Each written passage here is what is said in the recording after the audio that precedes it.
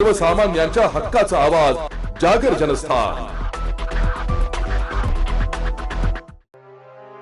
म्हसोळ भागातील घाडगे मळा येथील पेट्रोल पंपावर एका तरुणाला गंभीर मारहाण केल्याचा व्हिडिओ सोशल मीडियावर प्रचंड व्हायरल होते। काल दिनांक 2 मे रोजी रात्री 9:30 वाजेच्या दरम्यान कृष्णा धात्रक हा पेट्रोल पंपावर पेट्रोल भरत असताना त्याच्या मागावर असलेल्या 5 ते 6 जणांनी काहीतरी जुन्या वादातून कृष्णा धात्रक याच्यावर प्राणघातक हल्ला केला।